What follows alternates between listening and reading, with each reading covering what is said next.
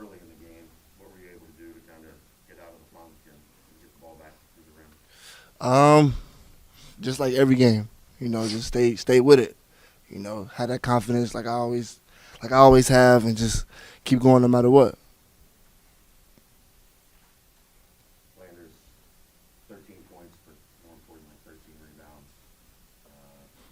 What has been the impetus for you being such a factor on the glass here over the last couple weeks? Coach just emphasized and told me like I need to use my size for something other than scoring and just other than defending and add that to my game and get back to where I was, and it just helped our team. I'm pretty sure it's a career high for you. Did you realize that? Nah, I mean, my goal tonight was 15. I'm not gonna lie, but some stuff happened. I didn't get it, but I guess it's a good thing I got a career high in rebounds. I've played terrible though. There's a couple times whether it was you or JD or Dan or Vic, like you guys are almost fighting for it now. Is that just maybe this team getting to where Coach wants you guys on the glass? I really set the mentality for it though, like just talking junk to them in the locker room because they so much bigger than me, but it's just like I just get all of them. It's just a mentality, so I just be picking on them, calling them soft. So now they trying to steal all my rebounds. That's why I couldn't get 15 tonight. Yeah, I got crunched. He kind of fell on top of me.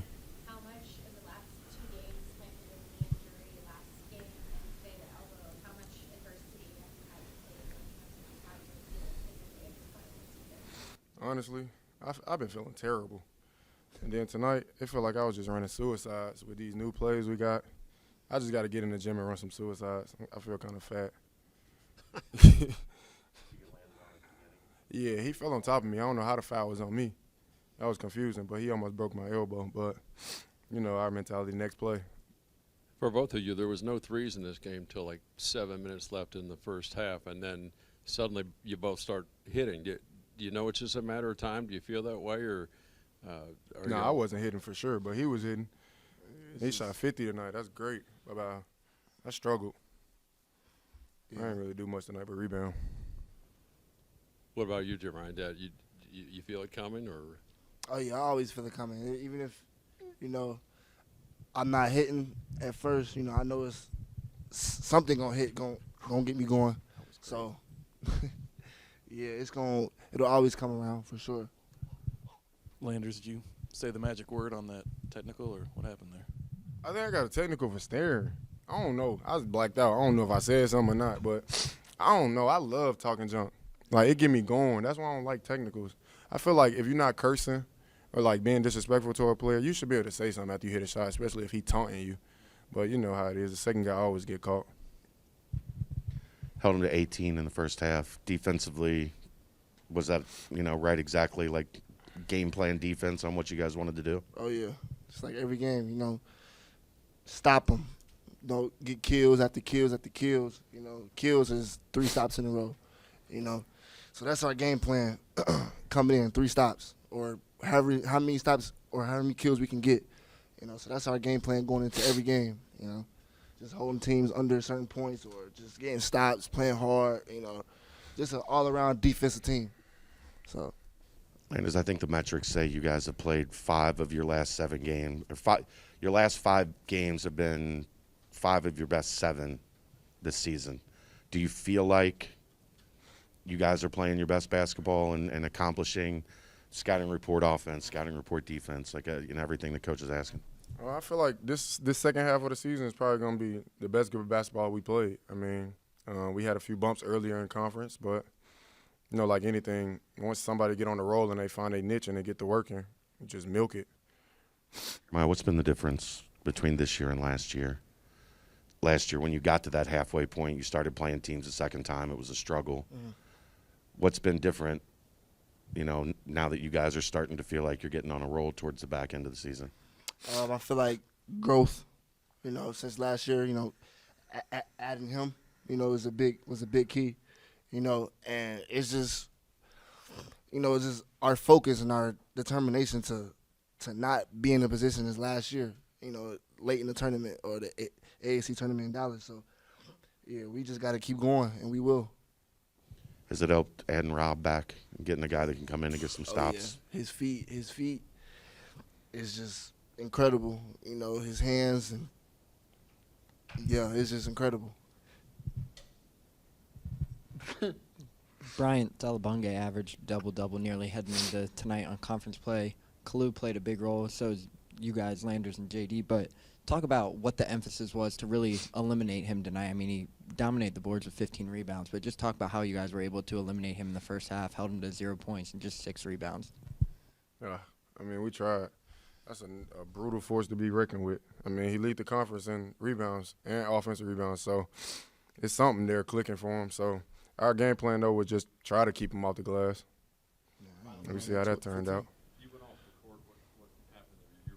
You're really quick in the first half. You and Bob ran off and then the game back. You talking about after I got crunched or? Well, I guess it was after you got crunched. Oh, I got asthma. I felt like I was going to pass out. It was just so cold tonight. I guess because we didn't have a lot of fans, but, you know, just an environment thing. I ran off, had to hit my asthma pump, and I was back. David DeJulius, 9 assists tonight. He's up to 6.3 in conference play, really upped that part of his game. Just seems like it's getting better every single week. Has he kind of just embraced that in practice, embraced that throughout the games? And it seems like the ball is pinging a little bit half-second quicker at this point in conference play as opposed to midway through non-conference. Yeah, Dave, he always been like that. You know, he's always been a facilitator for his teammates, and it's just so happened these last few games he's just going off in that category. You know, he's just an all around team player. So, and he got people like me and him on the team. So, why not get his assist up? You know what I mean? Why not? And I think him focusing on that aspect of the game also frees up his offense. So, like, him dishing it, his defense started to get soft, and then that's when he started to show out. Yeah. Thanks, guys. Appreciate you. Yeah. Thank y'all. Thank you. I ain't gonna lie. Yeah, we gotta speak on that. Coach West, he don't get enough credit. He probably one of the best coaches in the country, honestly. Like, honestly, for real. Like, giving kids opportunities to, like, be they self and just, like, embracing us as us and not trying to change us and, like, make us and put us in the box. I love him. I ain't gonna lie. Y'all have a good night. For sure. What he said. I'm going to play chess as many minutes as he wants to play in the next one.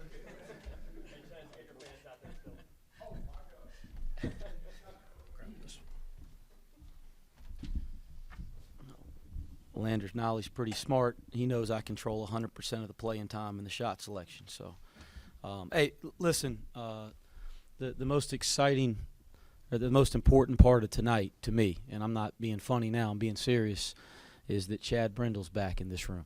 And I saw him walking to the locker room before the game to go get ready.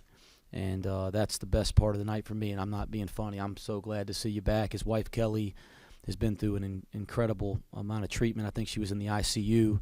And Chad told me today, and I don't want to get it wrong, but I think she was in the bed without getting up for a month. 27 days. That's a month to me. We round up in coaching, and they said it would take her 2 weeks or something like that, or 10 days or something like that, to where she could just walk again. And then it took her 2 days. So that's a shout out to Kelly.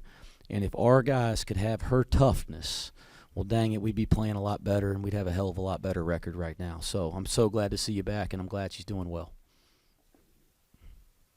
All right, let's get it going. What you guys got?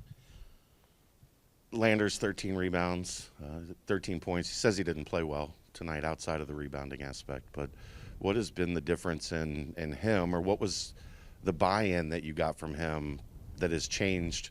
I've got 6 weeks of questions, so we might be here for a while. Let's go. What has been the buy-in from him that's changed to put him as one of the better rebounders in the league from the wing? It's so interesting. He's so gifted. Well, we coached against him last year, so we all knew that. But the things that he can do as a basketball player are so untapped. And it's like the rebounding thing's been something that's just happened over the last – I mean, I'll be honest. The first couple weeks of preseason practice, his habit of getting back in transition defense was so bad. I told him, you're not even crashing the offensive board. You got to go to the circle or to the half court on a shot, because I was so worried he couldn't get back and get our defense set. And I said, forget rebounding. We got to build some habits to get back, or we can't function with him on the court. So we built that habit, and all of a sudden he picks that up quickly. And then you're sitting here going, man, I think this guy could be an elite rebounder. Like, there's some athleticism and some sense of where the ball's going that's untapped. And we start letting him crash. And then about the end of December, I started getting on his behind about it, because I've been on his behind about lots of stuff. And every time I get on something, he listens, he works at it, and then he can go do it really well. It's pretty fun to coach somebody when you get on them and they can do it. And we got on his behind about rebounding, and you look down, and he's like a double-double guy all of a sudden. And it's pretty neat, and I'm telling y'all, he can rebound even better. But there's so many things he can do on the basketball court. Different guys mature differently as players. Like, it's not the same story for everybody. Landers Nolley's ability as a player, we hadn't seen anything yet. There is so much more in there. I believe he's capable of being one of the best players in the world at his position. I think he's that gifted. So it's cool to see his improvement, and I still think there's a lot of room to grow. Dave and Vic lately on the pick and roll, there's been a connection between the two of them that's gone up even a different level. Is it something that just happened as you guys were playing through the games and realized, like, these two guys are really starting to know each other and where each other are going to be? Or was that in practice, like, we need to get you two there? Well, you guys know how good Dave is in the pick and roll. I mean, he's got a gift. It's one of his strengths as a player, the best pick and roll player I've ever coached. And Vic has such a great natural feel for the game, especially offensively. And so the more Vic's playing and maturing and growing as a player, it's only natural that those two have kind of found some rhythm together. It does make a lot of sense when you think about it. Just in general, even outside of this pick and rolls, is David getting a little bit more point guard, true point guard facilitating? I know you talked earlier in the season you were going to need him to do that. It feels like he's done that a little bit here of late more. I mean, I've said this in a lot of press conferences now. I mean, how about, and I hope the people that follow our program and the people that care about this program are really seeing this. But you got a senior that he don't care what it is. He just wants to find a way to win. And if you look at how he's changed based on what this team has needed, it's been pretty neat. You know, this team needed him to score early in the year. You know, in our preseason and stuff, we were looking at him to create a lot for us off the ball. He was doing it. You have all these injuries and people go down, and then we're asking him to play on and off the ball, some point guard. We're asking him to really take on defensive challenges. He's doing it. I mean, you look up the last two games, and I think he's 9 assists at Houston Saturday, and he's 9 assists tonight. I think they told me on the radio in the last 5 games he's averaging 7.8 assists a game. I don't know what leads this league in assists per game, and I don't know what leads the nation in assist rate, but 7.8 over 5 games is about as good as it gets. And so you're seeing that there's a lot more. Like, again, some of our older players, they're developing later in their career, and he's got a lot of great basketball ahead of him, not just this year but moving forward. What did you see kickstarting this game? They're up 14-13 with 9-something to go in the first half, and then it's just all Cincinnati from there. Yeah, well, I didn't like our defensive energy early, and we were pretty good in practice the last couple of days. So I thought we understood what we needed to do defensively, and we weren't as collectively focused early. And then we had a little spirited timeout amongst each other, and they came out after that. I think maybe it was the under 16 or under 12. I thought those were pretty close together, if I'm not mistaken. But we came out of one of those, and from that point on, I thought, in the first half at least, I thought our defense fueled our offense. We got out. We got live ball stops. We were able to get out and run. We were sharing the ball. And there was a couple possessions in transition we didn't convert, but they were still pretty good possessions. And I thought that kind of broke the game open. So defense fueled offense and unselfish play. I honestly didn't think the game was all Cincinnati. I didn't like us in stretches in the second half. I was frustrated with some of our defensive effort and some of our focus. But I thought we took maybe a step forward, and then we've had some moments like that. We've had big leads at halftime this year, and it's just felt like that the whole second half. I thought we came out of it late in the second half and strung some possessions together on both ends. So we were able to kind of win that second half, and I thought that was a step forward for this team. Is the rebounding contagious? 44-32. I mean, their guy got his, but as a team, you out-rebound them by 12. And the guys just, like you mentioned, Landers going after it. They all seem to be going after it a lot more. I think every good team has to value defending and rebounding. And as this team keeps going, again, sometimes it feels like you don't just take a step forward every day, but you feel like over 2 weeks you took a step forward. There might be a couple steps forward, a couple steps back, but you feel like this team keeps getting better, and this team has, to this point, trended the right way in the rebounding category over the last 5 or 6 weeks. It needs to continue if we're going to continue to improve as a group. 20 minutes from Kalu and Rob tonight. Is there a certain spark you can get from those two guys down the stretch of this season? Fresher legs, guys that don't have a lot of miles on the tank this year as you're getting into the grind of February? Yeah, I think Rob, Kalu, and Daniel tonight really gave us a lift.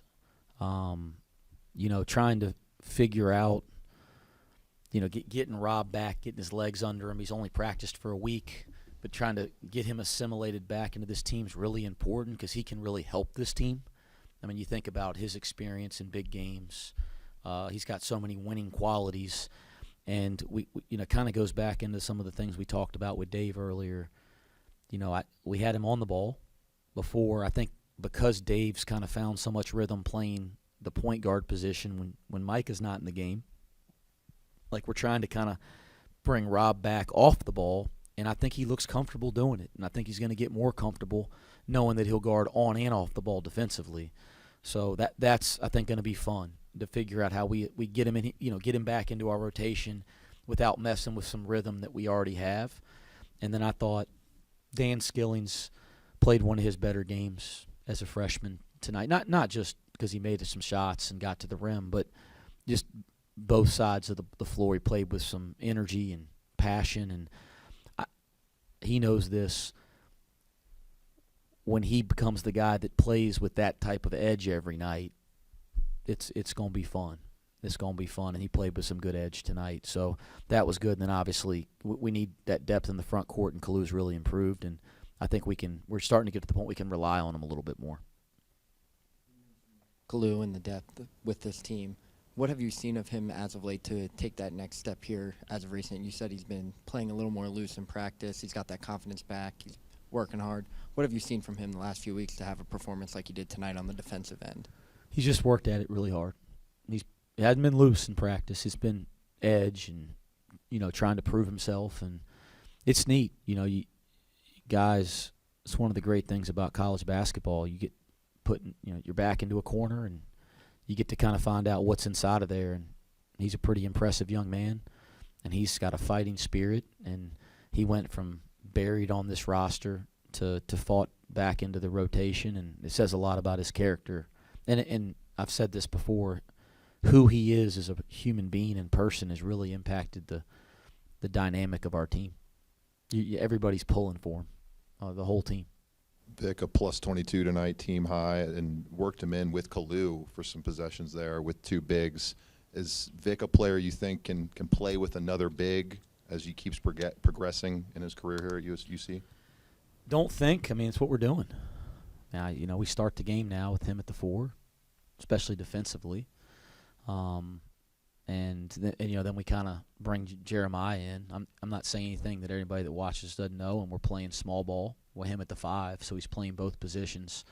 Certainly he's more comfortable at the 5 right now, and I'm on his – you guys just want to pay attention. I'm on his behind about defending the 4. But, yes, we're doing it because we think he can do it, and I think as he continues to grow and develop as a player, he's going to be a guy that can guard 2 positions at an elite level, play 2 offensive positions at elite level, and I'm going to challenge him to be able to guard 3, where you can maybe switch him out there at some point. He's not there yet. But like one thing you always think with the 4 in our game now, you need somebody that can stretch it offensively, and he actually has really improved his jump shot. We aren't allowing that yet, like step by step, but I think in the future you'll see he's going to be able to step out and shoot 3s. I want him to become a great free throw shooter. Like, there's a process to this, but he's really worked and improved his jump shot. we're going to see him start shooting free throws better and better. And I think over time, eventually he'll be able to step out there and shoot threes.